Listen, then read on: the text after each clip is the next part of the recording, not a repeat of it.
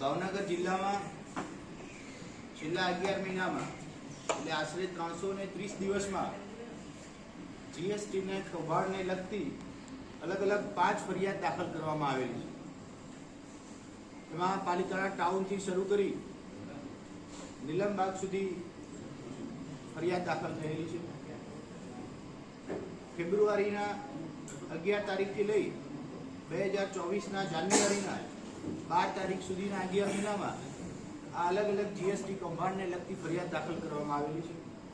તેમાં છેલ્લી ફરિયાદ નીલમબાગ પોલીસ સ્ટેશનમાં 12 જાન્યુઆરી 2024ના રોજ 2 આરોપી કે જેમના નામ અમીન ઉર્ફે મચ્છર કીટાવાલા અને મોહમ્મદ હનીફ કીટાવાલા બંને આરોપી વિરુદ્ધ ફરિયાદ દાખલ કરવામાં આવેલી છે। ફરિયાદની ગંભીરતા લઈ પોલીસ ઇન્વેસ્ટિગેશન શરૂ કરવામાં આવે છે। તપાસ દરમિયાન ચંદ્રાજી બાંભણિયા અને મિહિર બગથાર નામના 2 વ્યક્તિઓની પૂછપરછ કરવામાં આવે છે।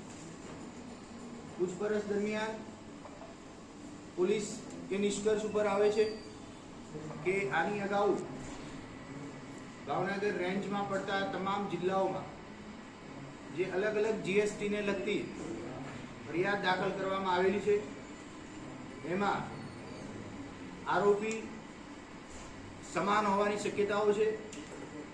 એ દિશામાં તપાસ કરતા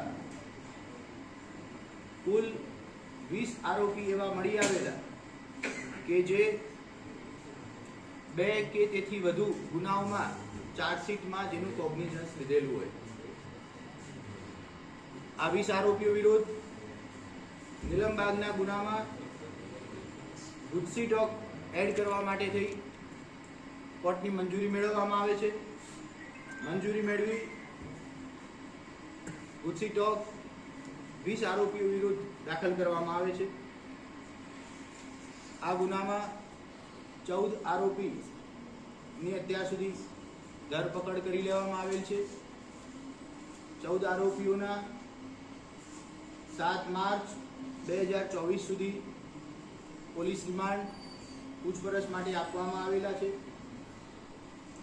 બાકી જે રહેતા 6 આરોપી છે એમાંથી એક આરોપી જેલમાં હોવાથી જેલ ટ્રાન્સફર વોરંટ મેળવવાની પ્રક્રિયા ચાલુ છે। બાકીના 5 આરોપી વહેલામાં વહેલી તકે પકડાઈ જાય એ દિશામાં ભાવનગર પોલીસ અલગ અલગ ટીમ બનાવી અને પ્રયત્નો કરી રહી છે।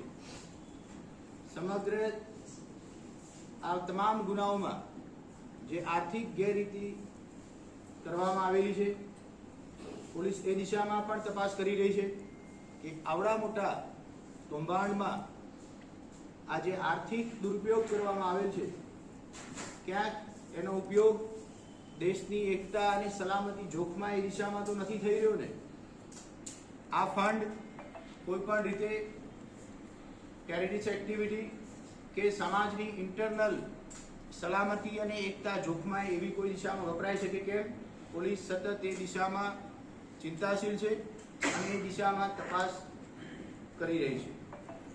ખાસ કરી સમગ્ર જે ગુનાઓ દાખલ કરવામાં આવેલા છે એની મુખ્ય એમો જોઈએ તો જે એન્ડ યુઝર છે કે જે આધાર કાર્ડ હોલ્ડર છે એને કોઈ પણ રીતે આર્થિક લાલચ આપવામાં આવતી હતી કે કોઈ પણ સરકારી કે અર્ધ સરકારી યોજનાનો એને લાભ મળશે એમ કહી આધાર સેન્ટર ઉપર લઈ જવામાં આવે, એનો મોબાઈલ નંબર ચેન્જ કરી દેવામાં આવે, ત્યારબાદ જો એ પાન કાર્ડ ન ધરાવતો હોય તો પાન કાર્ડ કરાવવામાં આવતું। આમ જીએસટીએન માટેની જે ડોક્યુમેન્ટની જરૂરિયાત હોય એ તમામ ડોક્યુમેન્ટ એને કોઈ પણ પ્રકારની અલગ અલગ આર્થિક લાલચ આપી અને મેળવવામાં આવતા હતા। આ જીએસટી